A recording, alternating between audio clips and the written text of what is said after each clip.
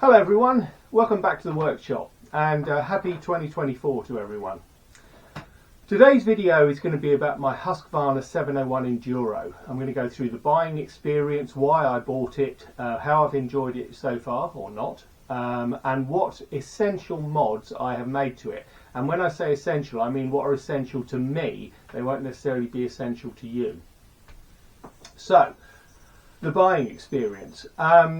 I had a Gas 700 Supermoto, which I really enjoyed. I liked it a lot, and I bought it from Lings in Harleston, near Norfolk, in the United Kingdom. And I went on, I bought a Honda CRF 250 in order to do some off-roading in northern Spain, to ride some of the Tet trails. And I really enjoyed the off-roading. But what I wanted was a bike with longer legs, so that if I wanted to go and say ride to Bosnia to go and do some trails in Bosnia, I could, you know. I mean, I know the Honda 250 could do it as well. You could do it on a Honda 90. But I wanted to be able to, you know, get a move on when I needed to get a move on. But also, I wanted a bike that was off-road capable. Very off-road capable. So the plan for the Husqvarna was to turn it into, for me, an adventure bike. And you could say, well, why don't you just buy an adventure bike? I mean, there's loads of adventure bikes. In fact, you can't really move for adventure bikes. And the problem with many of these adventure bikes, and I happen to have a great big lard-ass thing sitting next to me, which is a GS, is they are massively heavy. You know, I'm just a very average off-roader, and when you see people that are flying through the air on a KTM 1290 or off-roading through, you know, 2 feet of mud in a GS, I don't have that capability, and most people don't, let's face it. You know, never mind all the promotional videos, your average rider is not capable of riding like that, which is why they don't ride them off-road. So the Husqvarna, as far as my research could tell, was going to fit the bill for what I wanted. So I got hold of Lings in Harleston, chatted to a very helpful guy called Aaron, and we agreed a deal on the gas, and I bought the Husqvarna from them. It was a great buying experience. If you're in the market for a motorcycle, and they do quite a number of brands, Lings of Harleston I could give a big thumbs up to. So the mods that I have made, in no order whatsoever. Number one, tail tidy number plate conversion. The number plate holder and the sort of tail tidy-ish thing that was on it before was unnecessarily long, but equally I didn't want one that was so short that you ended up throwing loads of crap up the back. So I bought one from a place called Gear for Motorcycles. It is a Husqvarna part. And it's great. I think it looks good. It was very easy to fit, a little bit fiddly, but not complex. And it was also, critically, it was plug and play. So there was none of this sort of cutting wires and soldering or any of that nonsense. You just unplugged it, took the indicators off, put them back on, plugged it all back in, and it worked. And I think it looks great. Number two was a front fender extender in order to keep crap off of the engine from the front mudguard. And I'll talk about the front mudguard later. You can buy them, this little piece of plastic, which probably costs about threepence to produce in China. You can buy them on eBay for a mere 48 of your English pounds. Well, I bought mine for 4 of the English pounds on AliExpress, and it's the exact same thing. Why anybody would pay £48 for a bit of plastic is quite beyond me, that all it does is keep a bit of mud off you. Unbelievable. I mean, if I was going to spend 48 quid and I bought it for 4 instead, what I would do is I'd spend the other 44 quid on fuel where I can enjoy the bike. Number three, rear rack. For the luggage and the luggage strap. And also bought luggage strap hooks. The rear rack came from. It's made by 3D Moto, which I think they're based in Poland. I think they're certainly based in Eastern Europe, and I bought it from a place called Wrench Ride. They were very, very helpful. I also bought some luggage strap hooks, which go where the pillion passenger, the pillion passenger foot pegs would typically be bolted to. I also bought an extension to that rack, which bolts to it, which gives you a much larger area, which obviously is extremely useful when you want to put a bungee, a rucksack or something to it. Now I bought that directly from 3D Moto, and it was the one thing that I noticed, and this is a tip for anyone wanting parts. If you are buying parts, as I did with this rack extension, if you're buying parts in Europe and they're shipping them to the UK, they will typically remove their VAT from it, okay? Which typically is 19 or 20%, similar to what it is in the UK. However, if you buy something with a value of less than 100, I think it's £135 or less, or certainly less than £135, you do not pay VAT and import duty when it comes into the UK. So if you've got an item that is, say, 140 quid or 145 quid in Europe, buy it in Europe, because even paying a £5 postage is going to be cheaper than buying the same item in the UK. And so the extension I bought direct from 3D Moto. It's great. I mean, it arrived in 5 days. It was cheaper than I could have bought it in the UK, and no problem. The fuel filler cap. I read on some of the forums that the key when opening the fuel filler cap on the Husky can sometimes snap off, which is very, very unhelpful, particularly if you're out in the wilds and you're at a sort of a cashless fuel station and your key snaps off. You're a bit knackered. So I've got a different filler cap, and it looks very nice. I like it. The bash guard. I bought an AXP bash guard through eBay, and the reason I bought that one and not any others is because it's, critically it covers the rear brake master cylinder. Now you can get guards just for the rear brake master cylinder, but this bash plate covers the whole of the underside of the engine and also the rear brake master cylinder, so it's a bloody good thing. The handguards, the ones that are on the bike from new, do not have an aluminium bar around where your hand goes. It's just literally a thing that bolts on the front. So I bought some substantial handguards from GH Motorcycles, and they're very, very good. The headlight. Now, here we go.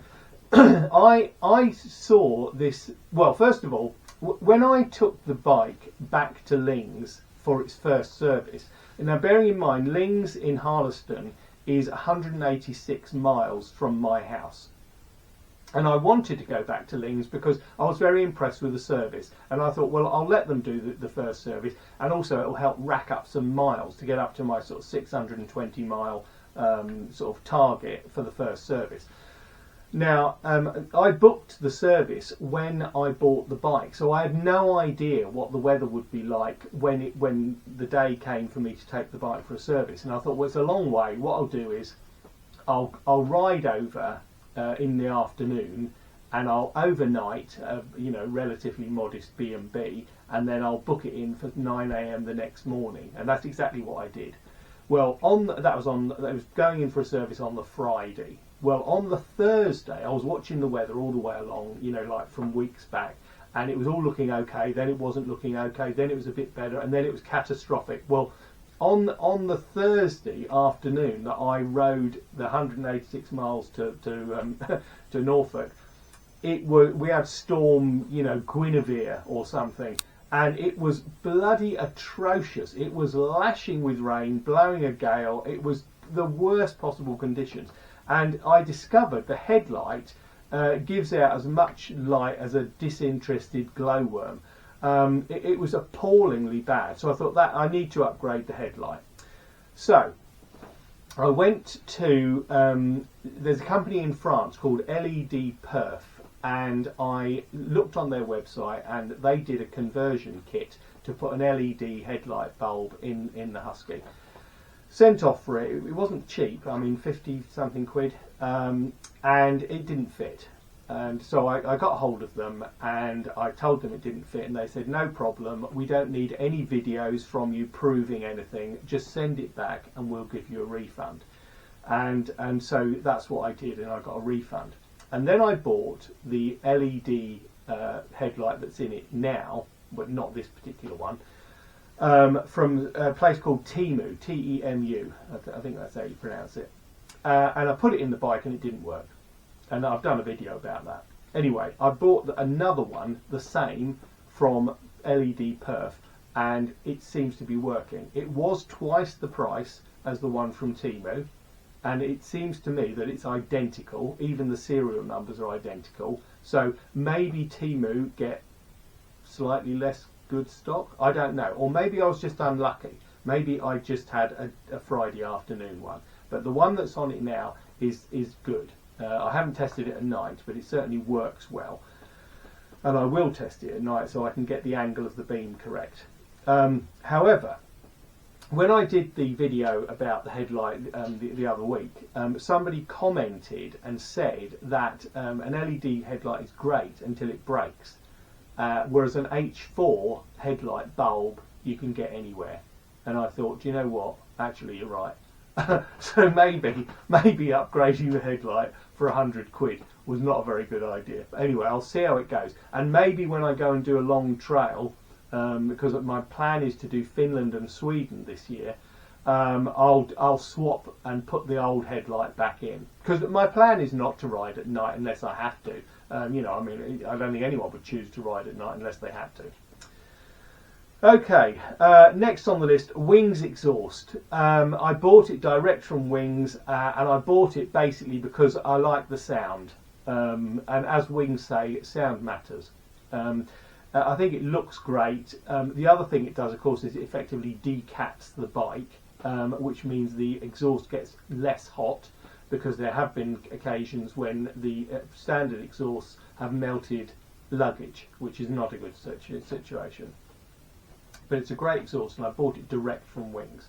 They were extremely efficient. I think it arrived in about 3 days. It was extraordinarily quick, and very, very good communication with them. Very good. Heated grips, obviously. You know, I mean, we live near the North Pole, so heated grips are essential. And I put Oxford heated grips on because they work. You know, I mean, I've only had one problem with heated grips, and that was my own fault for poor fitting, and that was a while back. But yeah, I've fitted Oxford heated grips to every bike I've ever owned, and they're absolutely brilliant.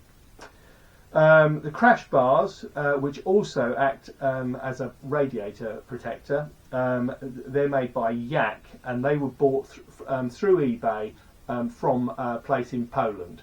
And they arrived absolutely no problem. I fitted an Optimate power lead so I can plug in my Optimate battery trickle charger, and also I've got an adapter that I can use that same lead to plug in my heated waistcoat. So when it's chilly out, I can plug in the heated waistcoat and I can stay toasty warm. That works great. The next thing was the navigation tower with screen, and I got that from Adventure Spec. Not particularly cheap. I mean, it's over £200 the mount, but it went on well. It fitted fine, no problem. The only thing that I'm mildly concerned about is, and I've had this on other bikes that I've tested, not owned but tested, and that is that when you have a sort of screen that's pretty square on, then you get a lot of wind buffeting, because it's basically like pushing a brick through the air, and behind it you get a load of turbulent air, and you know, your helmet starts wobbling around, and nobody wants to have their helmet wobbling around. Do they? So it is to be determined whether or not this is a good thing. In terms of looks, I think it looks great. In terms of what it does, I think it's great. You know, I've tested it. My rugged phone, my Blackview rugged phone fits I had to adapt it slightly. I had to build a bracket for it, but I mean, you know, I can do that, so I did. And you know, if you think about where you're looking when you're riding along and where you want your navigation to be, it's absolutely perfect. But my only concern, as I say, is the turbulent air. But we'll see how it goes. You know, I mean, once the weather clears up a bit, I can get out and see what it's like. The last mod was seat gel. Anyone that's ridden a bike like this, I mean, either the KTM, the Husky, or the Gas, you know, they're all the same genre, will know that after 50 miles your arse is on fire. So I bought this thing called Gold Gel, and that involved taking the seat off, taking out the what are they called, staples, the staples that hold the seat cover on, peeling it back, cutting a section very carefully out of the cushioning and inserting this gold gel. There's a very, very detailed video with this stuff that explains exactly how to do it, and it's very good. And it's a complex process, much more complex than you might imagine. You know, it's just not just a case of we'll cut a bit out and chuck it in and put the cover back on. There's a lot more to it than that. But it took a while. I mean, it took me a good two and a half hours to do this because I wanted to do it right. You know, because obviously otherwise you end up buying a new seat.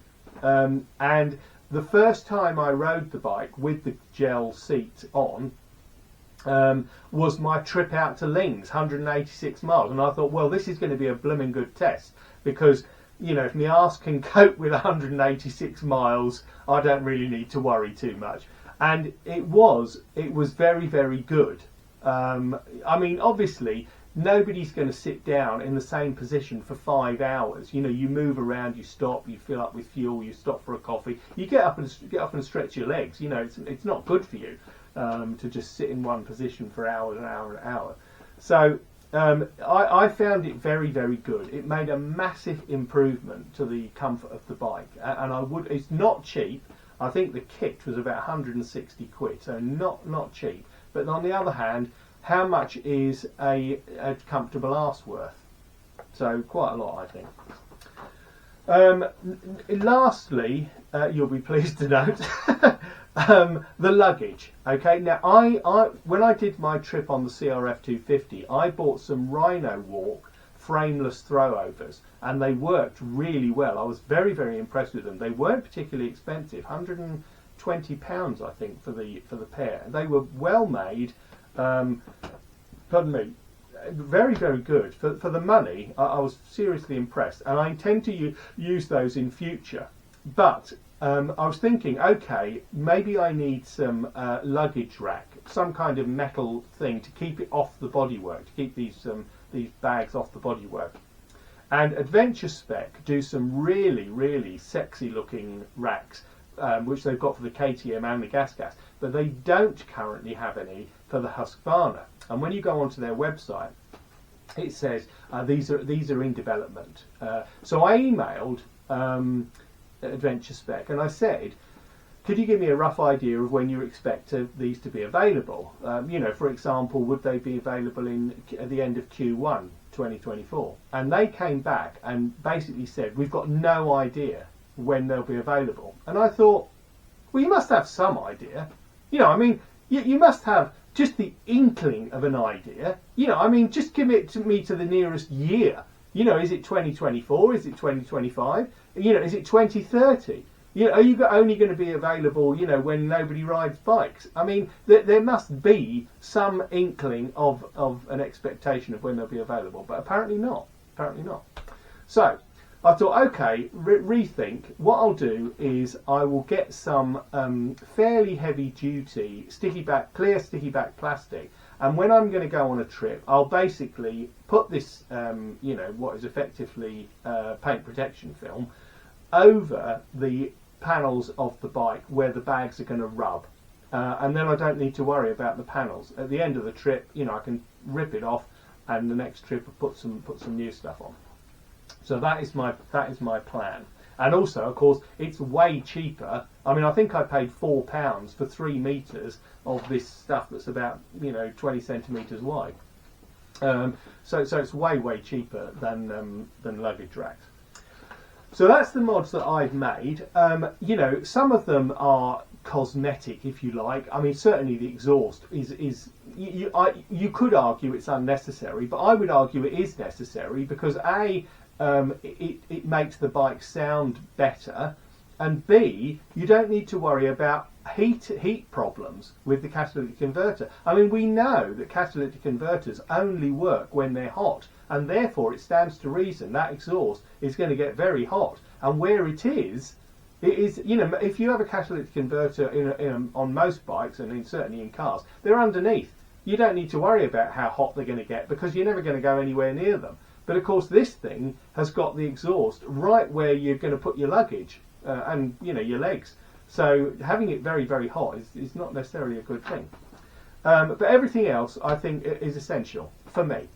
Now, in order of future changes to the bike, so the one thing I am going to do, and I need to order it soon, is the Raid Garage extended range fuel tank that replaces the air filter with a much smaller air filter and uses the space where the air filter currently is to add another, I think it's 7 litres or 7 litres of fuel capacity. And it's all plumbed into the fuel system. At the moment, I'm doing about 150 miles before the light comes on. And I did read somewhere that some chap did from full to completely, empty, where the bike stopped running, and he did 196 miles. So, if I think, well, okay, I've got, say, 175 miles of range, depending on the riding, to have another 100 miles of range would be a really good thing. So that is my plan, and I'll be making a video about that in the future.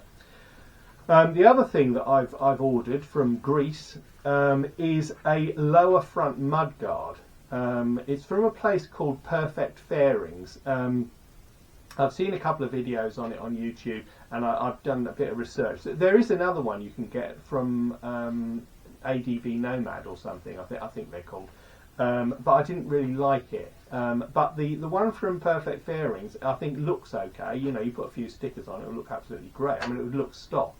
And the reason why I want to do that is because with the high front mudguard, the front wheel's just throwing crap everywhere. I mean, I've got absolutely no desire or intention to ride through 2 feet of mud. If I get to a bit on the trail where there's 2 feet of mud, I'll find a different route. I mean, that's not my thing. I know some people love it, and if they're covered from head to toe in crap, they couldn't be happier. Maybe they missed their vocation. Maybe a mistake was made and they should have been born a hippopotamus or something. But that is not my idea of fun at all. So the plan is get the lower mudguard, take the standard one off, which also leads on to another issue with that, in that the front headlight has got 2 pegs, the headlight housing, that locate into the top of the mudguard. So I'm going to have to fabricate something to replace that where those pegs locate. But I mean, it's a problem to be solved. I'm not concerned.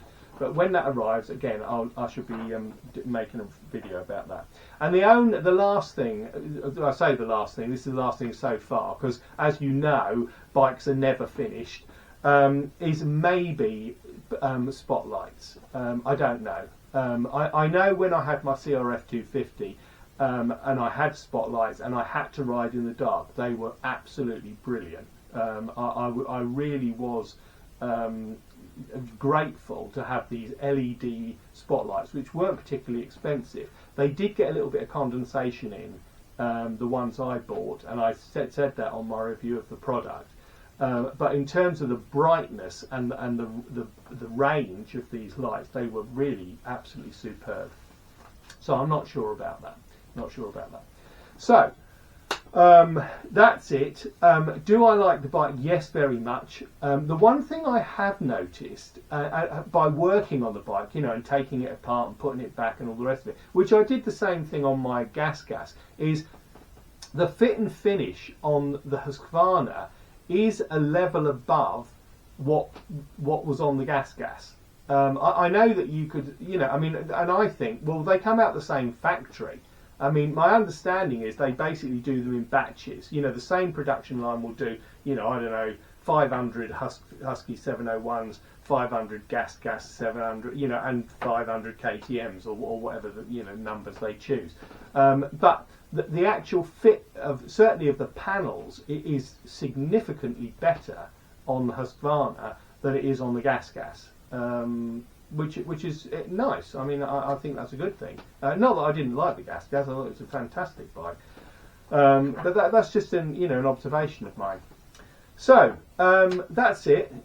Really like the bike. Looking forward to riding it. I've got some trips planned for this year, which obviously I'll be making videos on. And when I do, I'll do a pre-trip video just explaining where I'm going to go and reminding you that you can follow my adventures on a day-to-day basis when I'm away on my Facebook page, which has got the same name as this, Strano Bikes. If you follow me on there, you'll be able to follow my adventures. But for now, that's it. Looking forward to getting out there. Looking forward to getting some miles on the clock. So thank you for watching. Stay safe, and I'll see you next time. Bye for now.